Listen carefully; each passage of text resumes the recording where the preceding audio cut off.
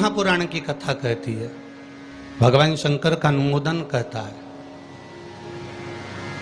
कि आपकी जो भक्ति है, भगवान धन से, संपदा से या सत्ता से या वैभव से या दौलत से भगवान कभी नहीं रीझता। अगर भगवान को चाहिए तो तुम्हारा केवल निर्मल मन चाहिए, भगवान को और कुछ भी नहीं चाहिए, तुम्हारा केवल मन। उसके सिवाय भगवान तुम्हारे वैभव से, तुम्हारे पास में कितनी गाड़ी है, कितना बंगला है, कितना धन है, कितना वैभव है, कितनी सत्ता है, कितनी दौलत है, भगवान को उससे कोई मतलब नहीं। भगवान को अगर मतलब है तो केवल तुम्हारे मन से मतलब है। शबरी अम्बा के दरवाजे पर भगवान गए, क्या दिया शबरी अम्बा ने? भगवान को क्या प्रदान करा शबरी अम्बा ने? केवल एक झूठे बेर, और झूठे बेर के सिवा भगवान कुछ ले भी नहीं रहा है। अब तुम शंकर जी को क्या देते हो? अगर शबरी अम्बा ने भगवान राम को झूठा बेर दिया है तो आपने कौन सा अच्छी चीज दी थी भगवान को? जल दिया वो मछली का झूठा था, दूध दिया वो बछड़े का झूठा था, फूल दिया वो भौरे का झूठा था, मिठाई बना कर दी वो चींटी की झूठी थी। तुमने दिया क्या? और ये मनुष्य का शरीर दिया भगवान के चरणों में, ये भी तो झूठा है। फोन पे तो तुरंत कह देता है, माँ तो तारे बिना एक बिना नहीं रहूं, एक मिनट नहीं रहूं, तेरी तो मुझे बहुत याद आए। और भगवान के पास जाए कि तुम्हारे बिना मेरा कोई नहीं है। भगवान के रेंदे रे झूठेला। भगवान भी कहते काहे को झूठ बोले? अभी फोन पे बोल रहा था, मेरे को थारी याद आ रही, तेरे बिना एक मिनट नहीं रह सकता, तू तुम्हारे हृदय में बसी ने, तू तुम्हारा चित्त वृत्ति में बसी। और मंदिर पहुंचा ने अगरबत्ती लगाते लगाते बोला तन मन धन सब कुछ तेरा। भगवान के आ गया भेरू झूठेला। भगवान सोचा काय आया।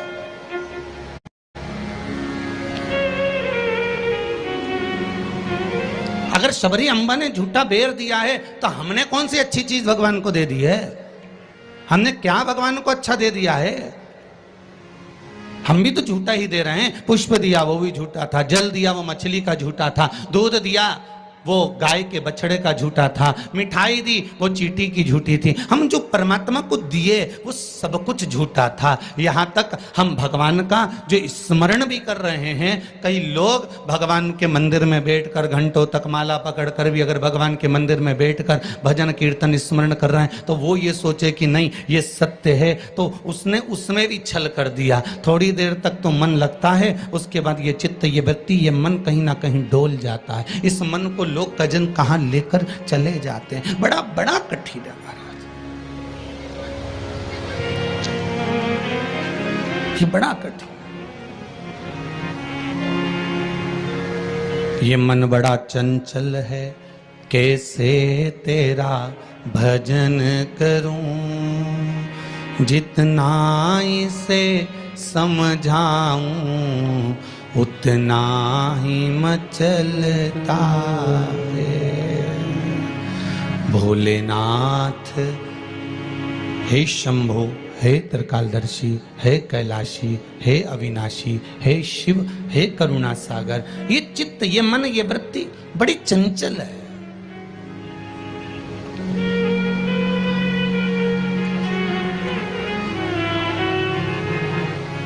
अगर ये मन, ये चित्त, ये वृत्ति थोड़ी भी परमात्मा में लग गई तो जीवन की सार्थकता हो गई।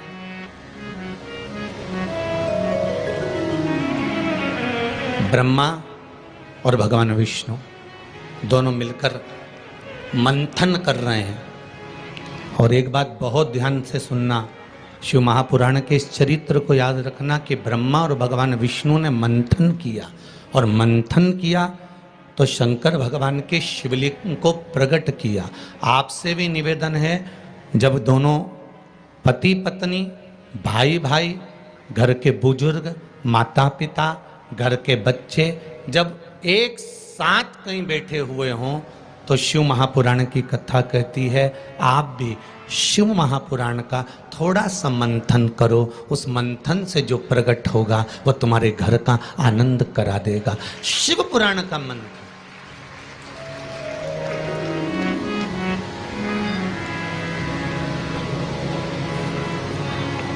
थोड़ी देर अपने माता पिता के पास में जाकर बैठा करो, थोड़ी देर जब घर से जाते हो तो अपने घर में जो मंदिर है, अपने घर में जो देवालय है, अपने घर में जो शिव जी हैं, अपने घर में जो राम जी हैं, अपने घर में जो ठाकुर जी हैं, अपने घर में जो कृष्ण हैं, अपने घर में जो देवता विराजमान हैं, आप उनके पास जाकर बैठकर फिर अपने गंतव्य की ओर अपने कार्य के लिए जाइए। और शाम को जब आओ तो पत्नी और बच्चों से, परिवार से बाद में मिलो। सबसे पहले अगर दुकान की चाबी भी लेकर आए हो, थोड़ा सा धन भी लेकर आए हो, थोड़ा सा सामान भी लेकर आए हो, थोड़ा सा व्यापार का कुछ चीज भी आप लेकर आए हो, तो सबसे पहले जाकर भगवान के मंदिर में जो आपके घर में है उसके पास में बैठकर उसको बताया करो, आज मैंने व्यापार करा उसमें यह लाभ हुआ, आज मैंने व्यापार करा उसमें यह हानि हुई, और आपकी कृपा से आज मैंने दुकान व्यापार व्यवसाय आज का पूरा करा। हे देवाधिदेव महादेव, हे मेरे ठाकुर, हे मेरे कृष्ण, हे मेरे राम, आज भगवान की कृपा, आपकी कृपा बहुत बनी रही और मेरा सब कार्य सफल हुआ। बाबा को प्रणाम करो, नमन करो और फिर अपने माता पिता, परिवार, कुटुंब, कबीला जिससे मिलना है मिलो, फिर मिलो।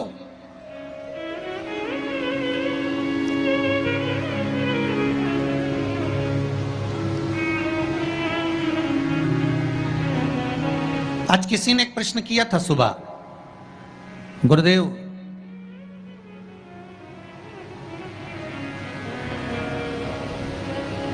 अगर भगवान के मंदिर जाना है हमको और शरीर में अगर कष्ट है, शरीर में अगर रोग है, शरीर में अगर बीमारी है, शरीर में अगर दुख है, शरीर में अगर कष्ट है, तो क्या नहाना जरूरी है?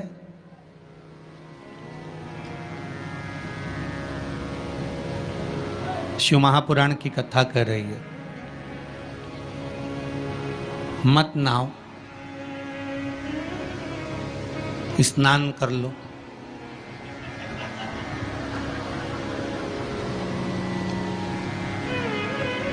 मत नहाओ, स्नान कर लो।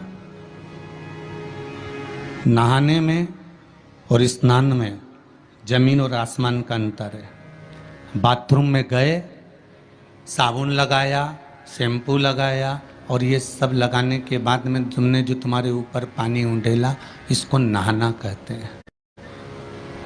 ठीक है? जो तुमने साबुन लगाया, शैम्पू लगाया, पानी डाला, उसको नहाना कहते हैं। और मंदिर में गए अर्थात आप बाथरूम में ना जाकर भी सवेरे से उठे और उसकी भक्ति में लीन होकर दिल से उसको याद कर कर और मान लो मुंह धोकर भी भगवान के दरवाजे तक पहुंच गए तो उसको स्नान कहा जाता है। कर लिया ना बहु?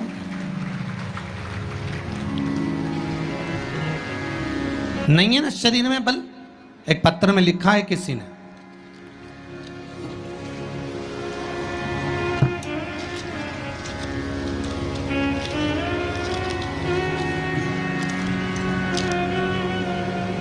मैं बदनावर धार के पास बालोदा में रहती हूँ। मेरा नाम शांति बाई कुमावत है। कहीं बैठी हो तो खड़ी हो जाएं। आप ही हैं? दोनों हाथ हिला दो एक बार। मेरा नाम शांति बाई कुमावत है। गुरुदेव, आज मैं अपने पैरों पर खड़ी हूँ और घूम रही हूँ, ये शिव की ही कृपा है, शंकर की कृपा है। मैं कैंसर से पीड़ित हूं, बहुत सारे अस्पतालों में मेरा इलाज हुआ है। ऐसा कोई हॉस्पिटल गुजरात का, राजस्थान का और महाराष्ट्र का नहीं जहां पर मेरा इलाज नहीं हुआ। रह रह कर कैंसर उपज रहा था, परेशान हो गई थी गुरुदेव। तब बाबा की कृपा से डॉक्टर ने कह दिया अब तुम्हारे शरीर में और ऑपरेशन का दम नहीं बचा, इसलिए अब तुम भगवान के ही सहारे जियो। और डॉक्टर ने अगले ऑपरेशन करने से मना कर दिया।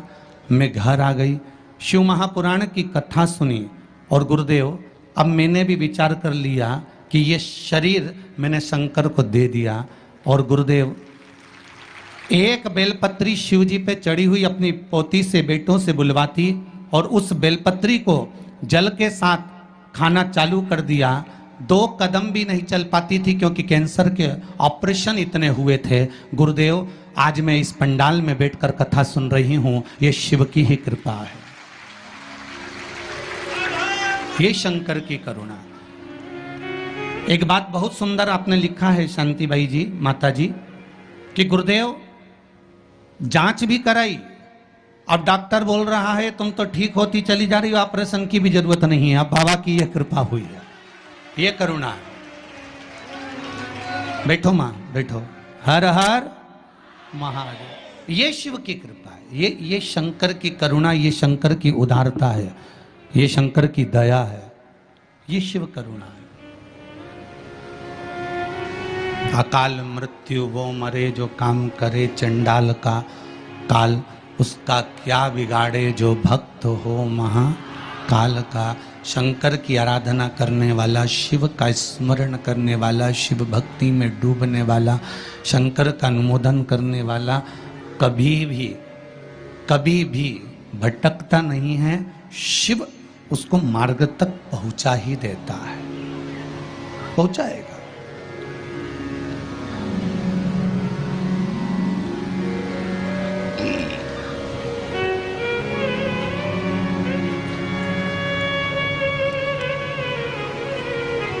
जितना शरीर का वजन है, बहुत ध्यान दीजिएगा जरा।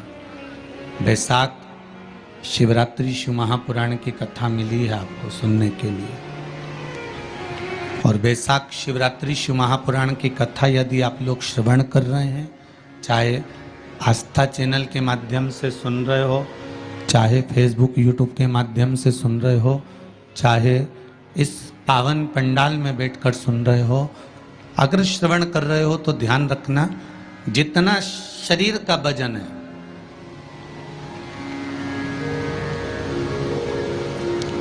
सत्तर kilo, 25 kilo, 20 kilo, 15 kilo, 50 kilo,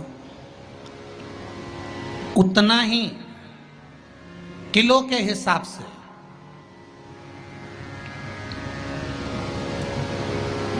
10 kilo है तो ये मन में भाव लगा लेना कि मुझे दिन भर में 10 बार भगवान को धन्यवाद देना है कि तूने ये शरीर दिया, चित्त वृत्ति दी, ये मन दिया, ये बुद्धि दी, ये पूरा जीवन मुझे दिया, ये आपकी कृपा से मिला है, आपको समर्पित है और आप ही को दे रहा हूँ। 10 किलो के हो तो 10 बार आप भगवान को धन्यवाद दीजिए, 20 किलो के हो तो 20 बार धन्यवाद दीजिए, 80 किलो के हो तो 80 बार धन्यवाद दीजिए, 90 किलो के हो तो 90 बार धन्यवाद दीजिए कि ये आपकी कृपा से मुझे प्राप्त हुआ है, कोई दूसरा देने वाला नहीं है मुझको, केवल आप दे रहे हो, उसके सिवाय कुछ नहीं मिला।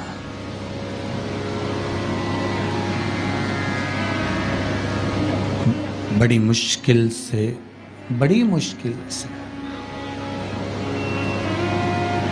उसने कृपा कर कर यहाँ भेजा है अपने को, बड़ी मुश्किल से भेजा। शंभो शरणे पड़ी, मांगू घड़ी रे घड़ी, दुख काटो दया करी ने दर्शन। भगवान से प्रार्थना करते रहो, निवेदन करते रहो, उसके चरणों में जाकर धोख लगाते रहो, उसको नमन करते रहो, उससे विनती बार बार करते रहो कि तेरे बल पर जी रहा हूँ, तेरी कृपा से जी रहा हूँ, तेरी करुणा से जी रहा हूँ, उसके सिवाय कुछ भी नहीं है महाराज। भगवान विष्णु और भगवान ब्रह्मा ने मंथन किया और भगवान विष्णु और भगवान ब्रह्मा जब मंथन करे तो उस मंथन में शिवलिंग प्रकट हुआ।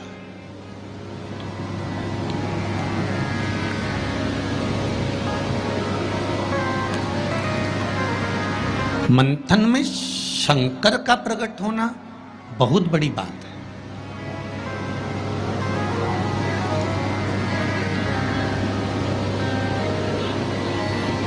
जैसे बात बात में शिवजी का नाम, शंकर का यश, शंकर भगवान का गुणगान, शंकर भगवान की भक्ति की बात आपके मुख पर अगर बार बार आ रही है ना, आप बार बार कह रहे हैं कि बड़ी कृपा करी साहब, मैंने तो पशुपति व्रत करा था और भगवान ने मेरा ऐसा कर दिया, मैंने भगवान को मूंग चढ़ाया था और भगवान ने ऐसा कर दिया, मैंने चावल चढ़ाया था भगवान को और भगवान ने ये कर दिया, मैंने भगवान को बेलपत्र चढ़ाया था, भगवान ने मेरा ये काम कर दिया, भगवान को मैंने धतूरा चढ़ाया था, भगवान ने मेरा ये काम कर दिया। आप बार बार शिव जी का यशगान गाते हो ना, यश गुण गाते हो, तो उसमें भी एक सुख का अनुभव होता है।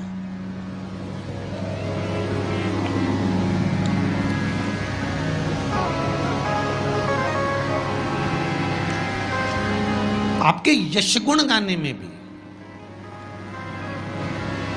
करके देखना। सास से निवेदन है, बहू की बड़ाई करके देखो, बहू का यश गुण गाकर देखो।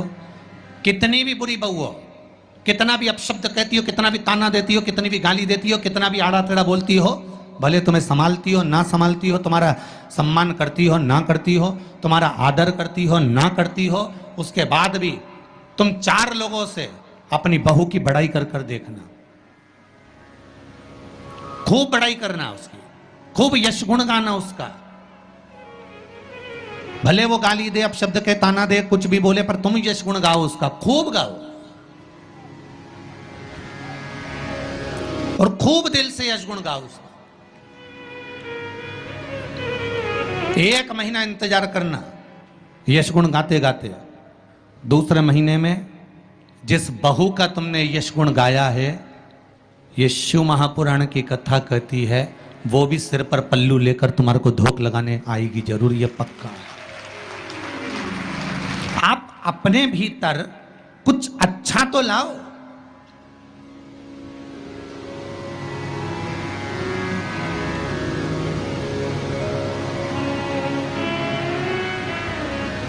कुछ अच्छा ढूंढने का प्रयास तो करो।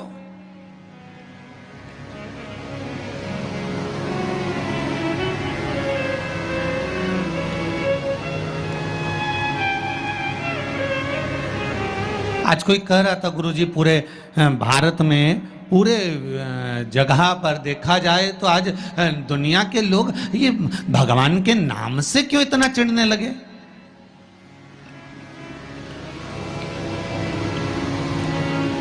भगवान के नाम से, राम नाम से, शिव नाम से, कृष्ण नाम से,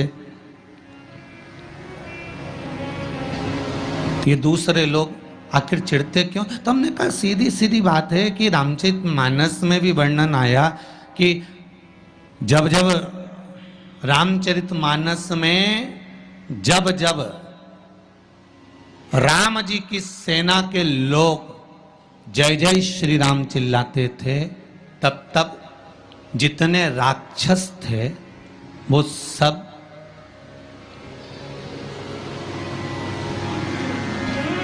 जितने राक्षस थे, जितने भी,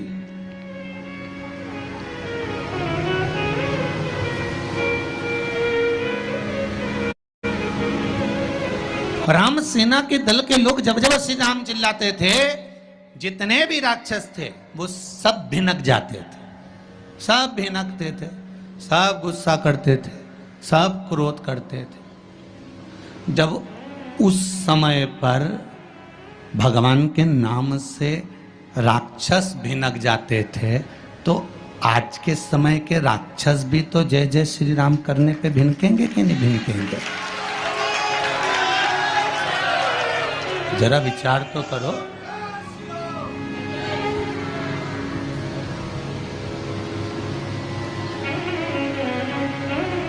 जब उस समय पर राम दल की सेना चलती थी और हनुमान जी ने धमक के, अंगद ने कूद कर रावण के सामने कह दिया था जय जय श्री राम, तो सारे राक्षस भिनक गए, सब को क्रोध आ गया,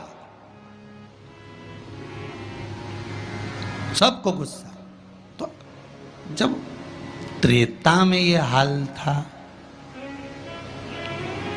राक्षसों का राम नाम से, तो फिर तो ये तो कलयुग है।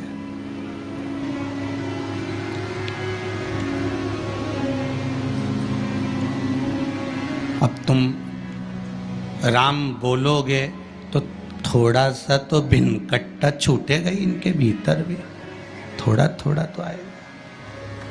पर आग लगे बस्ती में, अपन रहो मस्ती में, जो ज्यादा भिनके नहीं तो उसको भिनकने दो। तुम तो जोरदार खजूर वाली चोटी बना के बिंदी लगा तैयार होके भगवान के मंदिर जाओ और राम नाम गुण गाओ, शिव का स्मरण करो, लोटा भर के जल चढ़ाओ, शंकर का भगवान का भजन करो। शिव की भक्ति में जितने जितने लग सकते हो उतने लगो, कुछ नहीं बिगड़ेगा। एक लोटा पानी जो भगवान शंकर को समर्पित करता है, मरने के बाद तुम्हारी औलाद तुम्हारा किसी पवित्र नदी में तर्पण करे ना करे, तुम्हारा शिव को दिया हुआ जल तुम्हारे खाते में पहुंच जाता। आपने जो शंकर भगवान को एक लोटा जल दिया है, शिव जी को एक लोटा पानी चढ़ाया, शंकर भगवान को एक लोटा जल समर्पित करा है, शंकर भगवान को एक लोटा जल अगर आपने दिया है तो वो आपके खाते में पहुंचेगा जरूर, ये निश्चित है, पक्का है।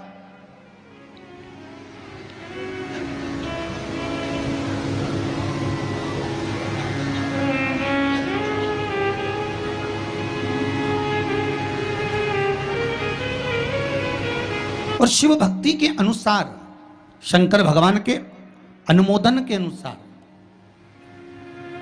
पहले भी कथा में कहा, आज फिर कह रहे हैं, आप जब शंकर भगवान को एक लोटा जल समर्पित करते हो तो वो 33 कौटि देवताओं के हिस्से में चले जाता है, एक भाग पितरों के हिस्से में चले जाता है, एक भाग आहूतों के हिस्से में चले जाता है, एक भाग वाचुकों के हिस्से में चले जाता है। आपने जो भगवान को दिया वो धीरे धीरे धीरे धीरे धीरे धीरे धीरे बढ़ता चले जाता है, भगवान के धामों में पहुंचता चले जाता है।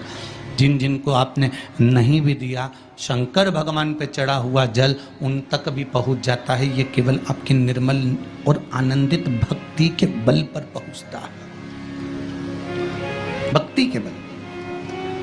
भगवान ब्रह्मा और भगवान विष्णु ने जो मंथन किया, उस मंथन में जो शिवलिंग निकला, और ब्रह्मा जी के मुख से निकल गया कि ये शिवलिंग जो निकला है इसके चरण कहाँ हैं, इसका शीश कहाँ है, जरा पता करा जाए। और ब्रह्मा स्वयं भगवान शंकर का सिर देखने के लिए जा रहे हैं, और भगवान विष्णु मृत्यु लोक में नीचे तलातल में, रसातल में, पताल में भगवान शंकर का चरण ढूंढने के लिए जा रहे हैं,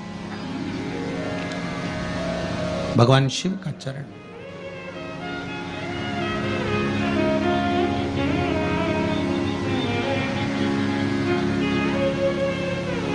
गए दोनों, वो ऊपर गए, ये नीचे गए देखने के लिए।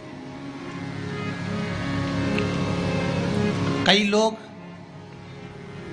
शिव महापुराण की कथा, स्मरण, भजन, कीर्तन सुनने के लिए नहीं जाते हैं। मंदिर में कई लोग भगवान शंकर पर जल चढ़ाने नहीं जाते हैं। कई लोग ये देखने के लिए जाते हैं कि कौन आया कौन नहीं आया, किसने सुना और किसने ना सुना, किसने धारण करा किसने ना करा।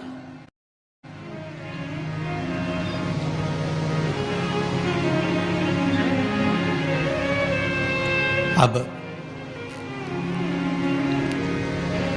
ब्रह्मदेव ऊपर गए, इतने ऊपर पहुंच गए, इतने ऊपर पहुंच गए, इतने ऊपर पहुंच गए कि उनके भीतर अभिमत्ता, अहंकार थोड़ा थोड़ा समाहित होने लगा, और उन्होंने केतकी के पुष्प को तोड़ लिया और केतकी के पुष्प से कहा कि तुम नीचे चलो मेरे साथ में, भगवान विष्णु के सामने चलकर कह देना कि मुझे भगवान शंकर का शीश मिल गया।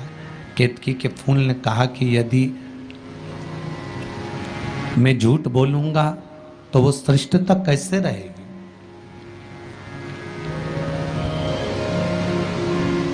मेरे झूठ बोलने की श्रेष्ठता कैसे होगी?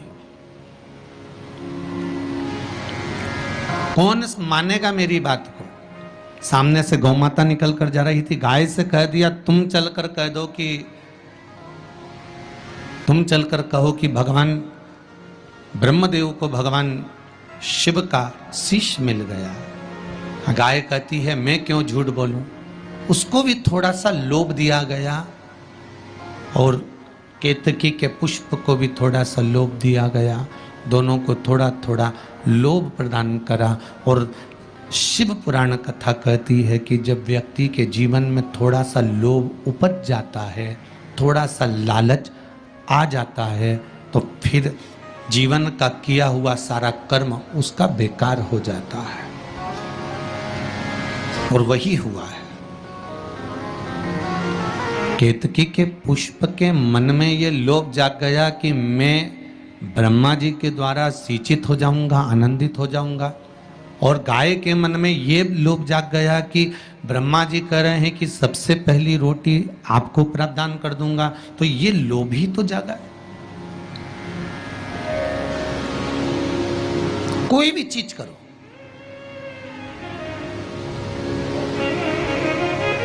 अगर कोई सत्कर्म आप कर रहे हैं, थोड़ा सा अच्छा कार्य आप कर रहे हैं, भगवत भजन आप कर रहे हैं, कीर्तन आप कर रहे हैं, मंत्र जाप आप कर रहे हैं, स्मरण आप कर रहे हैं, नाम जाप यदि आप कर रहे हैं, तो वो लोभ से परित होना चाहिए, बहुत दूर।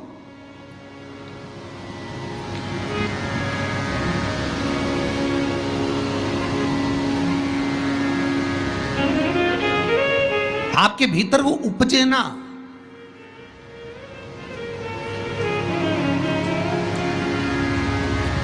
फिर चाहे दुनिया के लोग कितना भी कहे ना, वो एक बेल बेचारा किसान का एक बेल कुएं में गिर गया।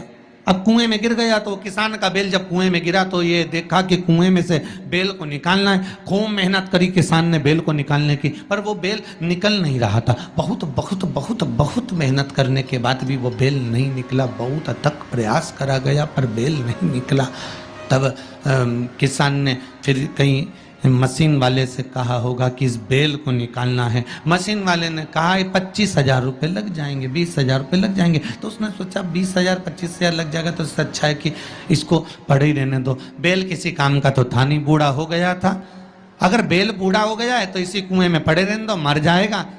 इसी कुआं भी सूख गया है, इसमें कोई दिक्कत वाली बात नहीं, अपन कचरा पटकते जाएंगे, बेल को वहीं की वहीं दबा देंगे। गाँव के लोगों से कह दिया मेरा बेल कुएं में गिर गया है और ये बूढ़ा हो गया था। एक काम करो, तुम्हारे गांव का जितना भी कचरा है ना, घर वाले वो सब लाकर इसमें डालते हैं ना, बेल मर जाएगा, धीरे धीरे उस पे मिट्टी डल जाएगी। गांव के लोगों ने कचरा लाकर डालना चालू करा। जैसे जैसे बेल के पास में कचरा पटकना प्रारंभ करा, बेल भी समझदार था।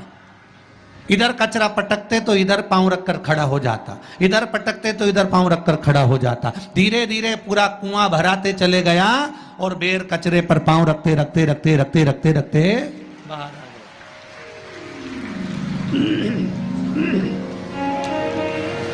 बेल कचरे पर पांव रखते रखते रखते रखते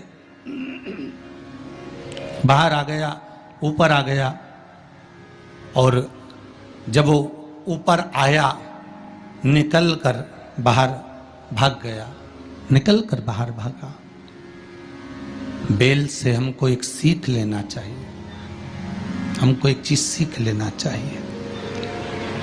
बुराई करने वाले कितनी भी बुराई करेंगे, निंदा का कचरा, बुराई का कचरा कितना भी पटकेंगे, हमको केवल उस पर पांव रखकर निकल कर बाहर की ओर चले जाना है और हमारे जीवन को सार्थक बना लेना है। करे करे तो करे।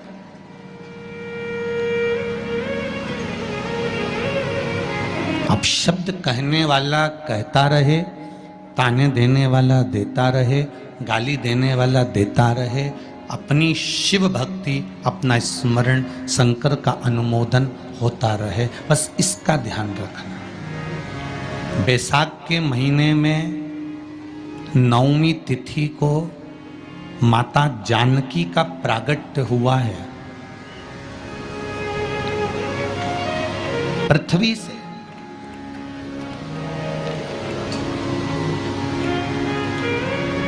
कभी एक विचार करिएगा कि नरसिंह अवतार बैसाख के महीने में हुआ, कुर्मा अवतार बैसाख के महीने में हुआ, हयग्रीव अवतार बैसाख के महीने में हुआ, परशुराम अवतार बैसाख के महीने में हुआ, माता जानकी का अवतार बैसाख के महीने में हुआ। आखिर इस बैसाख के महीने में, माधव महीने में इतनी महत्वता क्यों?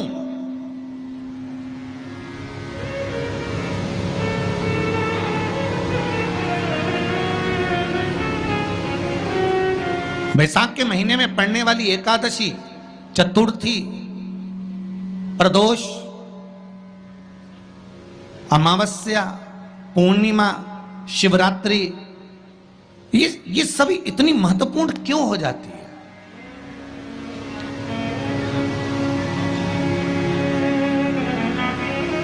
इसकी महत्वता इतनी प्रबल क्यों हो जाती है? किस लिए?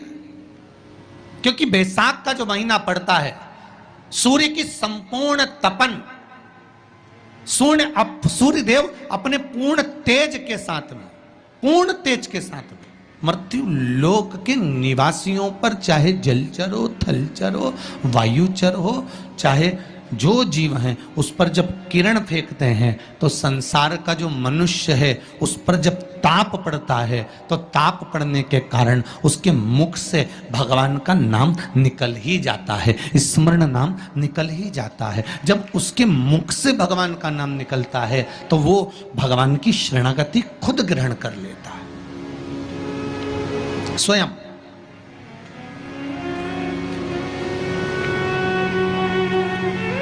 शरणागति ग्रहण कर लेना।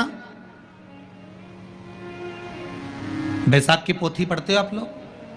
आप में से अगर कोई पढ़ता हो बैसाख महीने की पोथी, तो उसमें एक वर्णन आता है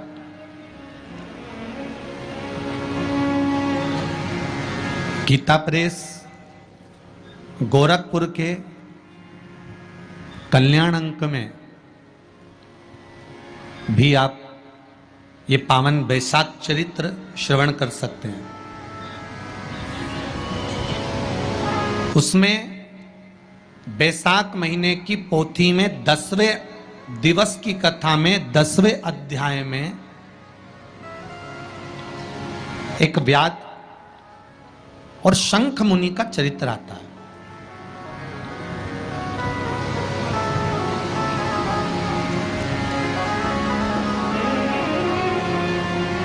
शंख मुनि एक बार निकलकर भगवान शंकर के मंदिर में जल समर्पित करने के लिए जा रहे थे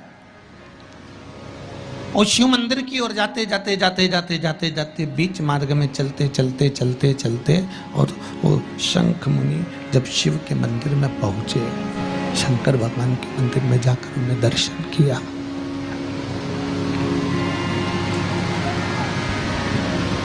जल का पात्र उठाया और वो जल का पात्र उठाकर जब भगवान शिव को समर्पित कर रहे थे तो उसी समय जल का पात्र उठाकर जब शंकर भगवान को समर्पित करा गया और शंख मुनि निकलकर जब बाहर आ रहे थे, आते आते शंख मुनि के मन में एक भाव उत्पन्न हो गया कि जब हम भगवान शिव को कुछ वस्तु समर्पित करते हैं तो उसका फल, उसका पुण्य फल हमें कितने समय में प्राप्त होता है। ये शंख मुनि के मन में एक विचार जागृत हो गया।